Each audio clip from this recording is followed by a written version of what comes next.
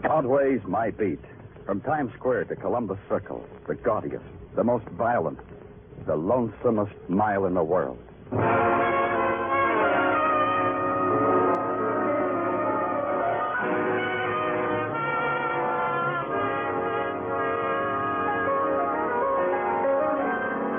Broadway's My Beat, with Larry Thor as Detective Danny Clover.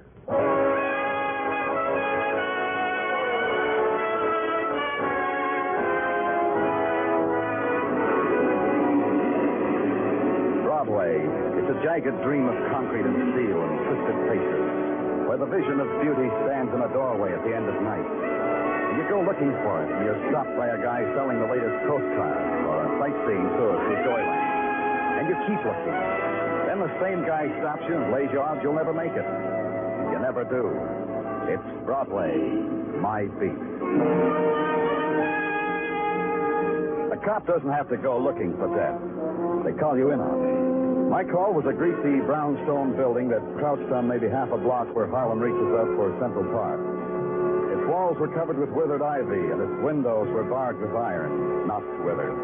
On a soot-covered sign, you could make out a restful-sounding name. Primrose Sanitarium, rest home for what you couldn't make out. And then a door was unlocked. And a man stood in front of you in a starched white jacket, with his hands folded like ice tongs that hung from his narrow shoulders. It's after visiting hours, chum. I was invited. Danny Clover, Broadway Special Detail. Oh, we've been waiting for you. Waiting with bated breath, chum. Come on in, chum. You're the friendly type, huh? Oh, yes. All the chums in our little institution find me gentle and friendly. Right down this hallway. The chums? Who are they? Sick people, lost people. You know how it is. Do I? Of course you do. You're a policeman. That settles it. And you? What are you? Male nurse named Horace Vesper. Assistant to physician Ellery. Him and me, we're the administering angels of Primrose Sanitarium. Angels? Mm-hmm, chum. Here we are. Who is it, Horace? One of the patients giving us trouble? No, physician. They're all asleep like suckling babes. This is the detective who answered the call we made. Oh. How do you do, sir? I'm Dr. William Ellery. Well, I see you're astonished at the state my laboratory's in. But we've had a disorder here, you see. A bourbon, sir? On the phone, you said a man was dead. Where is he? Oh, there on my operating table. Show the detective, Horace. Sure, physician. Over here, chum. See how it is, Mr. Clover? Yeah. Who was he? One of your patients? In a sense. You can talk plainer than that. I don't think I can. You tell me about it, Horace. Sure, physician. It was like this, chum. We found this man on our doorstep. He was... One of the lost people? You're quick, chum. No. This one was bleeding from a knife wound, but lots of blood. Stabbed. So I lifted him in my arms like he was a foundling babe, and I brought him here to the physician. We gave him a transfusion. Yeah, it was the only thing I could do. He'd lost too much blood already. He was dying. I haven't practiced surgery for many years, Mr. Clover, but I think my old professors would have been proud of me. Who was he? That's your problem, chum. There was no identification on him. Not a thing. This one was one of the anonymous chums. So the tedious routine of why an anonymous man died began. And it's easy to be anonymous in New York. All you have to do is like cheesecake, shove on subways, stare on windy street corners, and wish you were in Miami. You're one of the crowd, worth $2 a day to the BMT. Nobody bothers about you. But if you want someone to bother about you, there's another way. You can be found dead. Then you're an important guy. New York demands to know who you are, and you become the star attraction the next morning in the morgue. Me, I represent the police department, and I'm your custodian. I exhibit you. I'm afraid to look, Lieutenant. You'll have to, ma'am. Okay, Detective. Yeah, Danny. Well, ma'am? Poor man. Your father? No, he's not my father. Thank you. Will you tell the next lady to come in? Yes. Yes, of course. You know, Danny, a policeman's got to protect life and property, but... This man is property, Tartaglia. Somebody's. Yeah, I know. But they didn't mention this detail when I took my civil service exam. Danny, 20 years, and I'm not used to it yet. That makes you different. What did you find on Dr. Ellery? Well, so far, legitimate. License, everything. Oh, another one, Danny. Yeah. This way, ma'am. I'm Mrs. Bullock.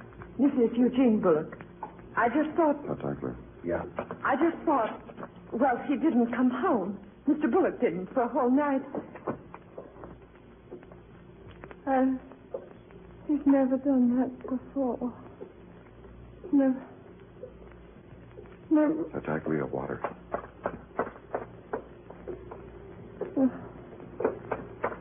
Here, Mrs. Bullock. Drink this. Thank you.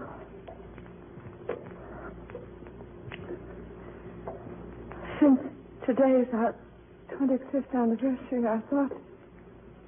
Well, I knew Mr. Bullock wouldn't want to miss that. This was our first trip to New York, you see. Mr. Bullock hadn't been out of Iowa before. You don't have to tell me now. Yesterday, he left the hotel. Mr. Bullock had an appointment at 7. I've always liked pearls, and he was going to get the necklace. Surprise? I didn't let on that I knew about it. The appointment? With whom? He had the money with him, and he was going to see Mr. Branch. Mr. Eben Branch. Eben Branch. Got that, Tartaglia? Yeah. I didn't want to ruin Mr. Bullock's pleasure. I knew what it meant to do. There wasn't much more she had to tell us after that. Then she asked to be left alone with her husband. I planted Tartaglia in the shadows and got out of there.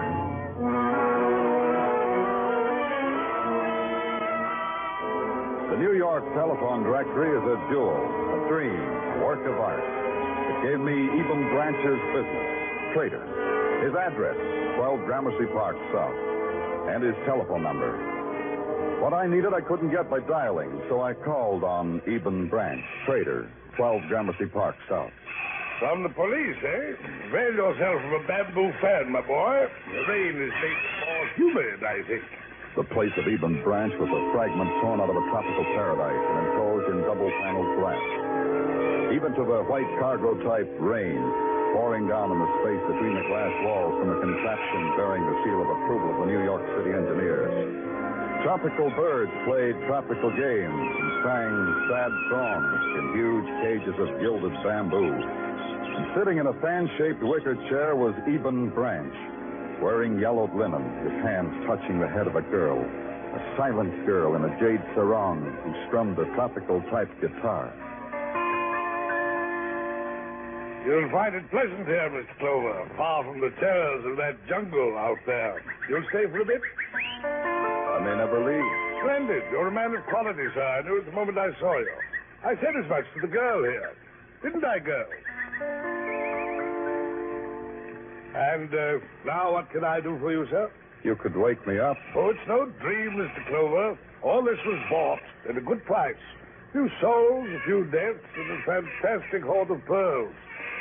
The South Seas, a veritable paradise, boy, veritable. Wouldn't it have been simpler to leave paradise where it belonged? I only asked because I wouldn't know. You mean go back? Uh-huh. Impossible. Oh? Of course, impossible. The moment I set foot on that island nirvana, I should be gutted by the native I stole the pearls from. Didn't concern you, Mr. Clover. That was 30 years ago, not your domain. What concerns me is a man named Eugene Bullock. Eugene Bullock. Do you know where he is? I asked you first. The simpleton had an appointment with me last night at midnight. Midnight? His wife said he was to meet you at 7. Men lie to their wives. As I say, Miss Clover, midnight is the hour at which I find myself most amenable to the conduct of business. Till then, I have other matters. In the phone book, it says you're a trader. Is that a business? Trader? The word I used to make me glamorous and unreal. Term I insert my advertising matter to attract suckers. I sell pearls, Mr. Clover, for cash. I see. Only cash. Mr. Bullock wanted pearls. I was prepared to sell him $5,000 worth.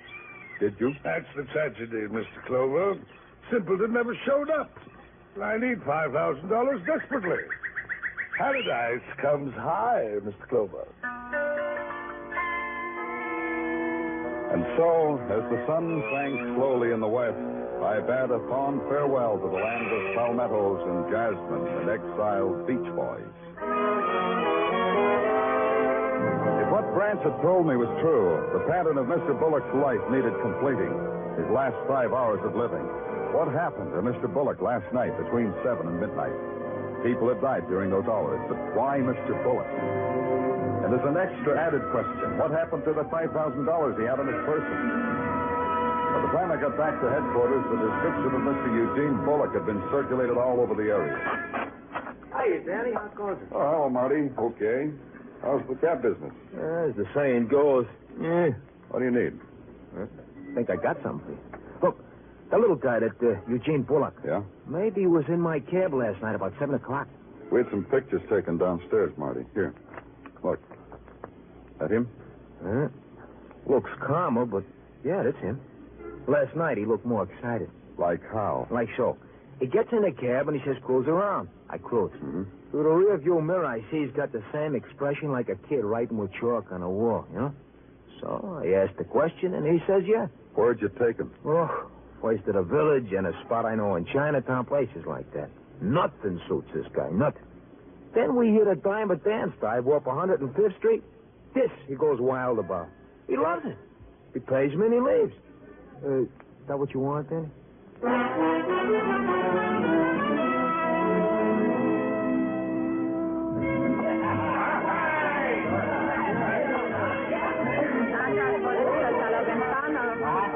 Huh? ¿Quiere usted bailar? ¿Es necesario sacarlos? No, whatever it is, no. If that's how we say no in Spanish. Por favor. Look, who's around here? I can tell I'm from the police. Adiós, señor. Adiós. Hey, wait a minute. Wait a minute. What frightened you about the word police, senorita? Get away. Get away from me. Oh, now it's in English, huh? You learn fast. Let's go, senorita. Let's go where we can talk without background music. Take off, we're chatting. We're having an intimate, tight conversation. I am intruding. Sanchez. Intruding's the word. Beat it. We do something about your mouth. You tried, friend. You really did. What do you know? Man gets knocked down in a fight, nobody pays any attention. This what happened last night, Rosa? This what happened last night? Music happened last night with maracas, Latin music. When we were interrupted, I was saying, let's go. Let's go. Wait. Right. Last night I was dancing with a sailor, a pretty sailor boy from Peru. And then a man was stabbed. The man died. Oh, bad. Somebody sees blood, somebody screams. Everybody runs out. There's even the pretty sailor boy. The wounded man is lying on the floor. Stabbed, but not dead. Then what? Sanchez helped me to lift him to my automobile. I drove him a little way to a sanitarium where the doctor. I left him. Why did you take the trouble? Why didn't you run, too? I felt sorry for the little man lying there. Oh? How about $5,000, Rosa? The little man had that much with him when he came here. He didn't have it later. Senor, I have never seen $5,000 in my life. Is that the truth, Rosa? Es verdad. The truth. But you want me anyhow, don't you? I am arrested, yes? She was arrested, yes. And booked, yes. And Sanchez, her admirer, thief, also. It was simple and it was fast. I had the victim, the motive, and 2 grade A suspects. I told the boys in the press room the solution of the murder of Eugene Bullock was only a matter of hours. Simple routine, I told them. I've never been so wrong in all my life.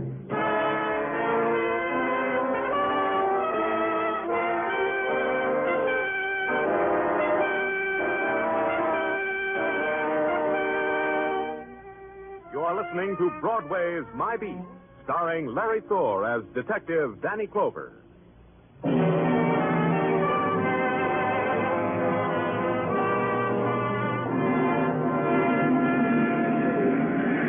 Broadway is the name of a street, and it's a world apart. It's a world that explodes every 24 hours, then starts all over again.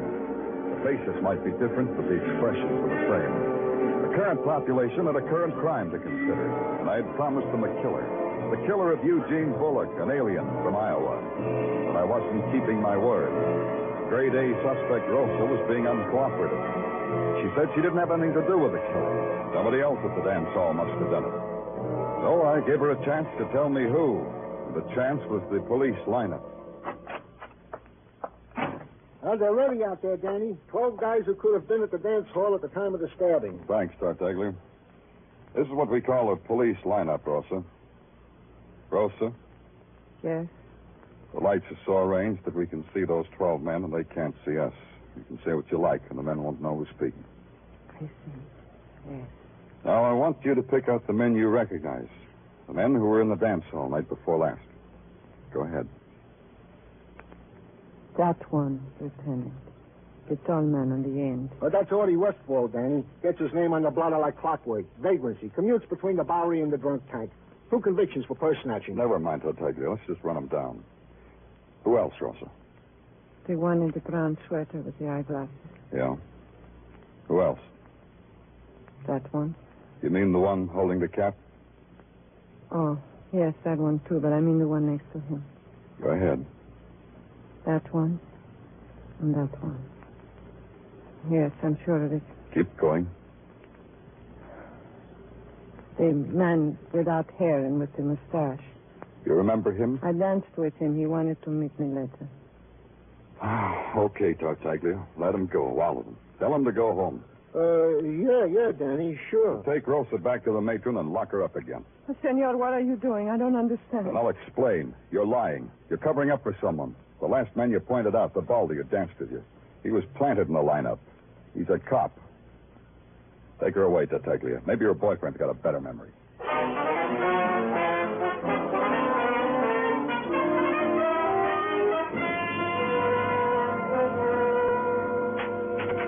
Thanks, officer. I'll call you when I'm through.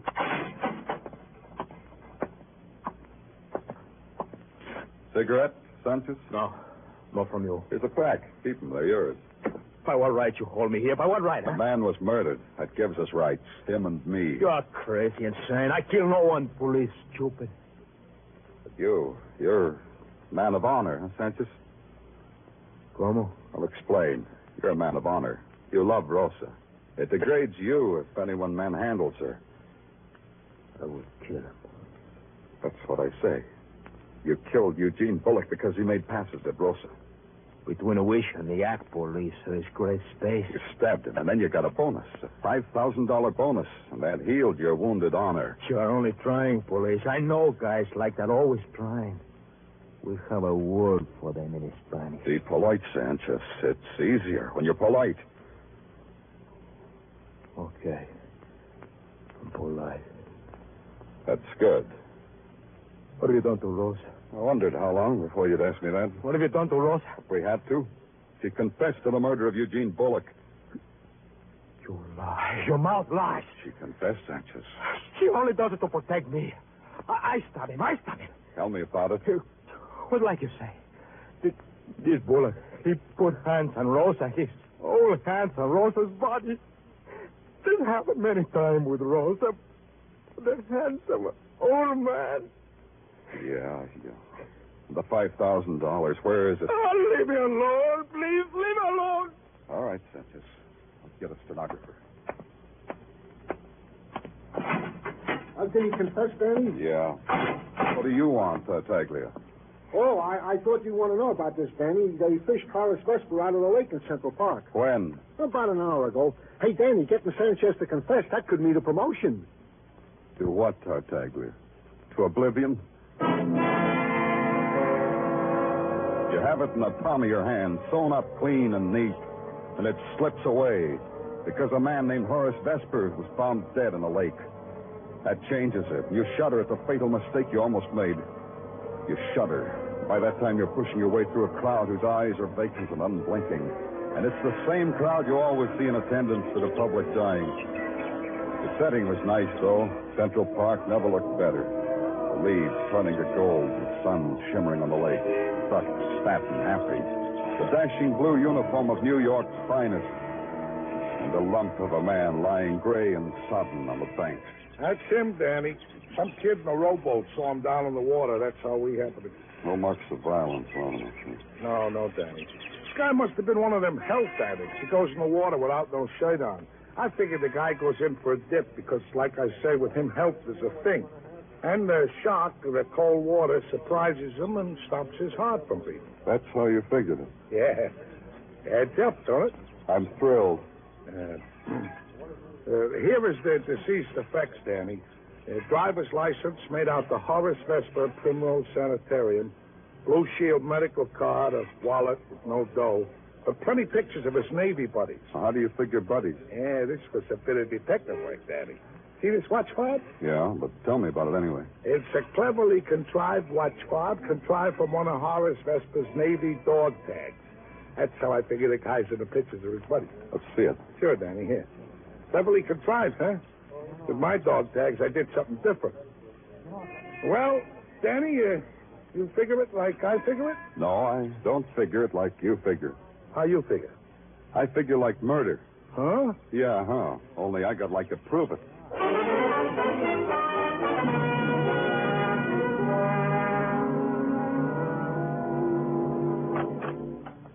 Hi, Danny. Come on in. Thanks, Maria. How's the darling of the police laboratory? Everything okay? Need some new Bunsen burners and things? Tell Danny about it. I'll fix it. How about just walking on little cat's feet, huh, Danny? Am I interrupting something? Well, Dr. Sinsky over there is working on something important, an experiment that can't stand a sudden jolt. Yeah? What is it? It's lunch. Cheese souffle. Oh.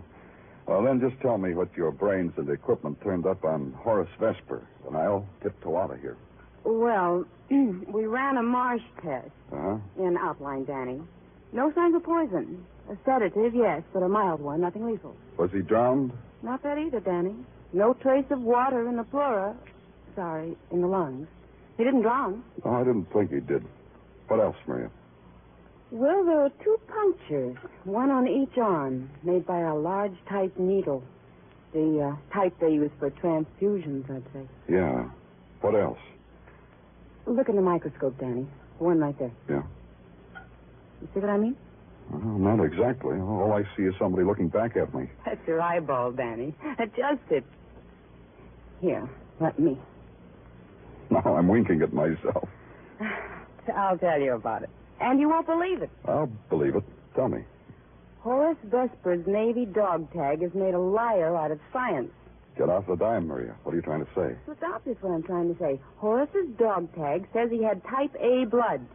The microscope shows something else. Like what? In the specimen I've examined of his blood, there are too many clots. Both A and B cells have agglutinized. Come on. Mr. Vesper's blood has been tampered with. Now it's both type A and B. Strange, isn't it? I didn't answer, Maria, because everybody knows there'll always be a new way, a strange way to kill a man. Instead, I went back to Primrose Sanitarium. Its door stood open, so I walked in. I found the hallway that led to the laboratory and felt my way along it in the darkness.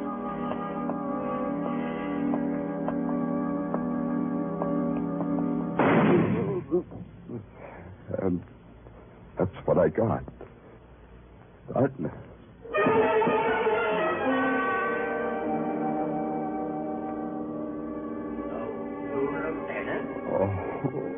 Lieutenant, I expected you would awaken so soon, Lieutenant.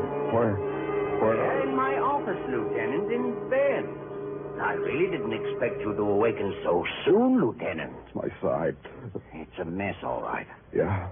You see, Lieutenant, I hold myself personally accountable for what happened. One of the patients somehow got into my office and somehow got into my desk. Somehow got your gun and somehow shot me. Why? His protest against the world, I suppose. The kind of world he's made for himself. Anyone outside of it is an enemy. Now you're going to keep things locked up, huh? I'll see to it. But it's Horace's job. He should know better. Horace? Now, lie still, Lieutenant. You've lost a lot of blood. You're weak. I am? Looks like a flesh wound to me. It's worse than that. You'll be better, though, after you've had a transfusion and some rest. A whole lot of rest. I'm weak, huh? I can sit up. See, it hurts. I can do it. Oh, don't be a fool, Lieutenant. Lie down. You'll only aggravate your condition. Yeah. We mustn't aggravate conditions. The transfusion, Lieutenant. It won't hurt a bit. We'll just dab your arm with alcohol. And now, I'll get these things ready. My blood type's A, Doctor. Yes, I know. I ran a test on it while you were asleep. We mustn't make a mistake. Give me a transfusion of type B blood. Because that wouldn't make me well. That would kill me. The way it killed Mr. Bullock. I beg your pardon. You didn't give Bullock a transfusion to save his life. You gave him a transfusion to kill him. Poor fellow. Delirious. You killed Horace, too. Sedative in his bourbon, I figured. Then you gave him a transfusion of B blood while you took A blood out of him. Cute. You wanted all Mr. Bullock's funny yourself. Not this greedy doctor. Now, Lieutenant. Oh, remember your Hippocratic oath, Doctor. You need that transfusion, Lieutenant. Put down that needle. You're delirious. You have to be quiet. Put down that needle. You have got to be quiet. Here's some quieting for you.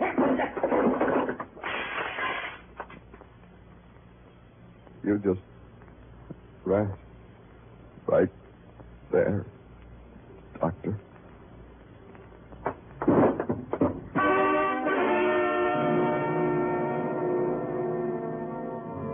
That's the way it ended. The part of it that I knew about. I had to be told the rest. That the police found the doctor in the corner of the laboratory gibbering to a bottle of bourbon. That I fought them all the way to the emergency ward, and that nobody in medical history protested the way I did. All they wanted to do, they said, was give me a transfusion.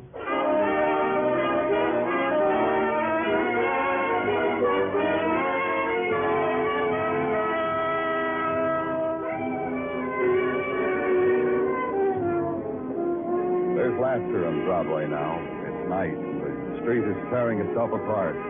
It's drinks on the house, and have another one, Joe. And, hey, mister, I can really show you the sights. It's the frenzy and the big noise. Mostly it's the big noise. Otherwise, you'd hear the heartbreak.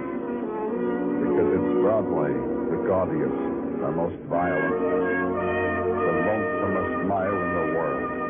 Broadway, my feet.